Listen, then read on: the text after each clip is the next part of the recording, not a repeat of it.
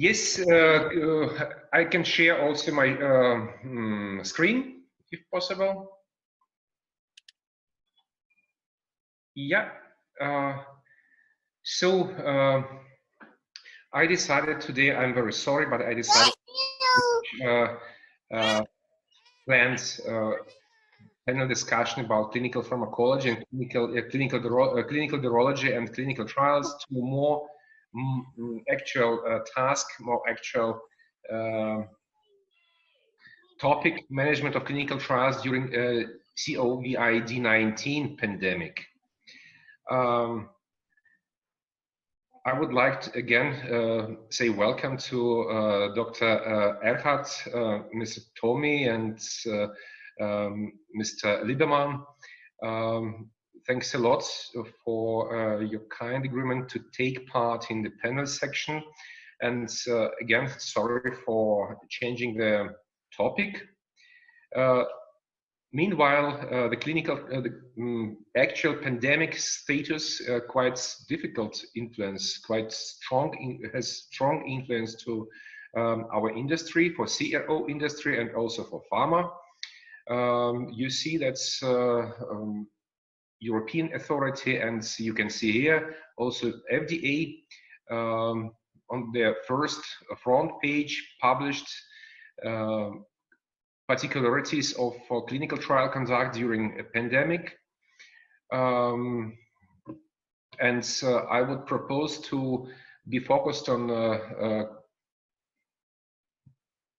items or points which you can see on the screen. First of all, definitely during last, I would say during last week, we definitely understand that we are really face some difficulties, particularly for initiating new trials during pandemic. This is the most important for service providers. Changes in ongoing studies is okay, what we can change. In Germany, at least, we are not able to visit many sites like oncology clinics or hematology or oncohematology clinics, and our traveling is measured. However, day by day we are became more and more aware how can we manage the studies. With other points like safety reporting, risk assessments, it's no big question mark because everything is in softwares. However, the biggest problem in Germany or in European countries now is impossibility to perform monitoring, because I would like also to ask your experience with remote monitoring, because according to GDPR in Europe, it's quite difficult to find the systems software which allowed to make source document verification by monitors from the sites. Okay, remote monitoring for another things, it's nothing special. We're doing it even before, but regulations are still not fit together with actual situation. Like a remote SDV is not possible in majority of European countries, and also evaluation visits, which sponsors usually perform before clinical trials or site initial or audits, the on-site audits is also quite difficult to organize now. So I would like kindly ask you to share your experience, your vision, for instance, for let's start with initiating new trials during pandemic and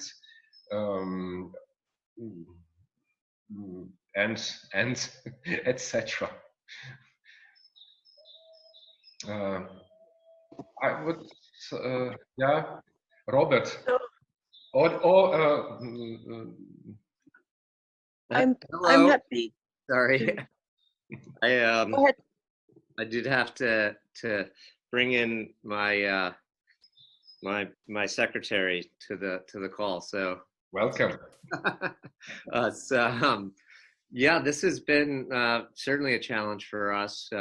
My company manages oncology trials, and although there's not been a place to hold on them, many of them have seen, of course, a slowdown in accruals and enrollments, and many of the PIs are being asked to support their institutions in other ways. So, it certainly is causing, of course, as we all know, challenges throughout the entire field.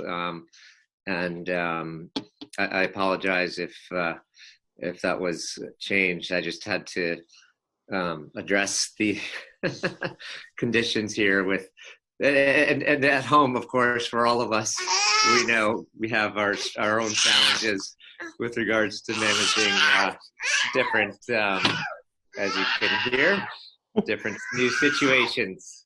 So come here, don't behave that way.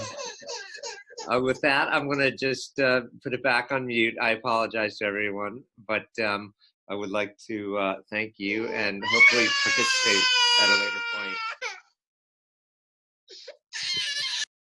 From a patient recruitment aspect, I'm very concerned. People, potential candidates for a study are just not comfortable going out, at least in the United States here, especially in the East Coast of the United States. They're very reluctant to go to a hospital, a clinic, or even their own private physician's office. This last week, I had to do that for something, and for what I had to get done, it was not able to be done remotely via telemedicine. But I can only imagine those who are recruiting patients right now are having a very difficult time. Yeah, and I would also to add quite interesting fact from which I learned yesterday. Verum is specialized for one specialization is for blood sampling collection studies. We are working with many US companies who create diagnostic tests, and according to clinical trials go, a lot of blood collection study or biosampling collection studies now are suspended for unknown time frame. I guess it could be connected with that sampling could be infected, but nevertheless, this situation will definitely influence on diagnostic test developments. For instance, we are performing the study for 2,000-3,000 sampling in one project. And we are really happy that we have finished this project, but next two projects, which is running, is also suspended for uncertain time.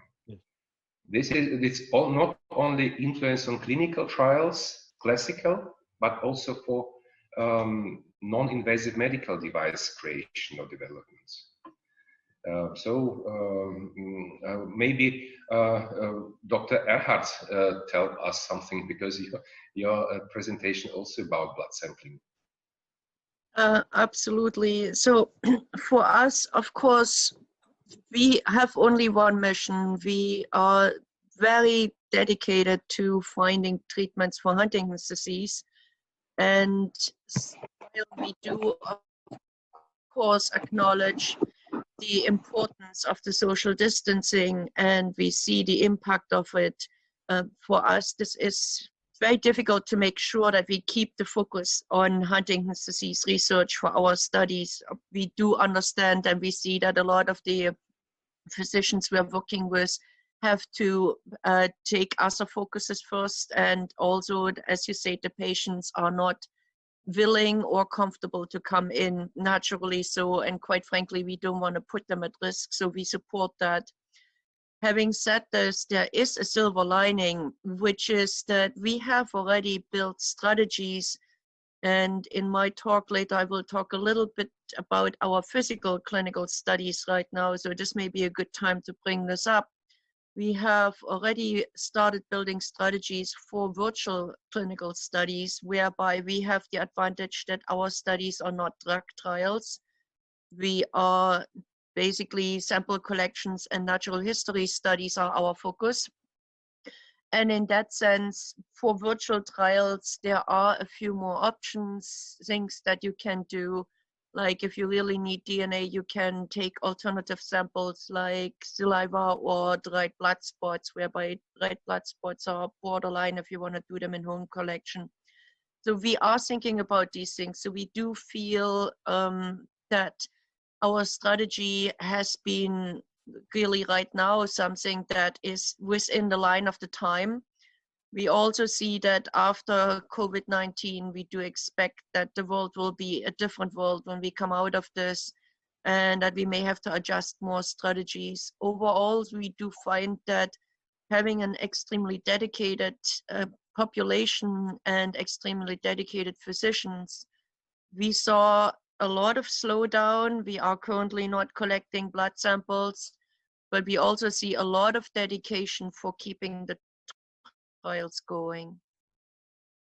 Yeah, this is correct, and also the blood sampling transportation or biosampling transportation, I guess during next years will be definitely the problem, not only for simple blood sample collection studies, but also for normal clinical trials.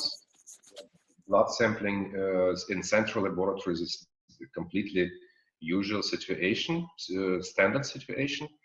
And I would also ask your opinion about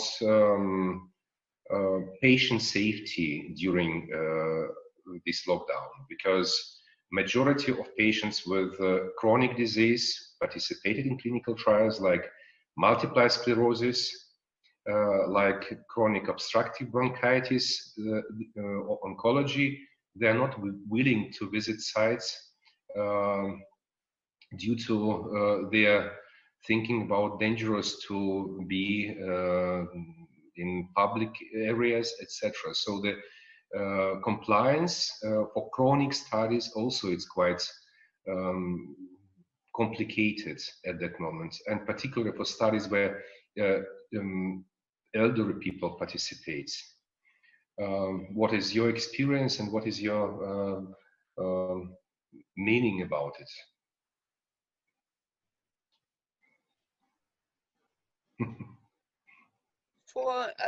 If I can start, for Huntington's disease, it is quite important for the patients and the caregivers, in particular later in the disease, to get a lot of support. And it is very difficult to make sure that they get the support. Now, this is something that our studies see less of because they are handled by the sites that are providing this support. So the burden of making these very difficult decisions is left more to the sites than on us. Mm-hmm. That is also necessary because our studies are worldwide and the regulations and the rules are very different in different regions. Mm-hmm. At the same time, we do see that the patients and their caregivers are very worried, rightfully so. And I am aware of the studies that are not necessarily Huntington specific, but that there might be secondary victims to COVID-19 simply because people, say with a heart attack or some really drastic condition, do not go to the clinic. And while for us this may not be such an immediate effect, there will be an effect down the road, definitely. Yeah. Mm-hmm. Okay. I guess our time is Ali. Our time is. Do we have a time? You have another couple of minutes if you want. Okay. Then I'm free from my secretary.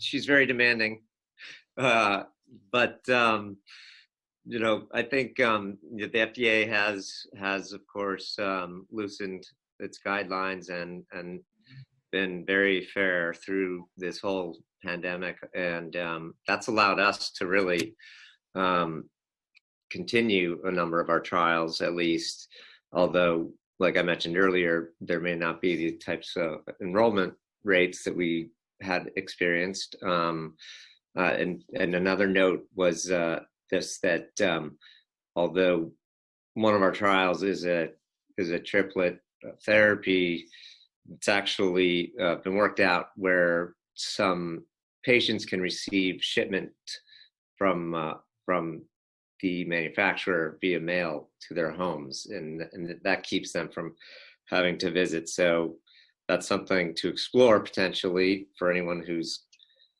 struggling with that situation, where normally the patient would, of course, have to go to the site to get the medication. They're allowing us to actually have that delivered directly to the patient. So that's helpful for sure.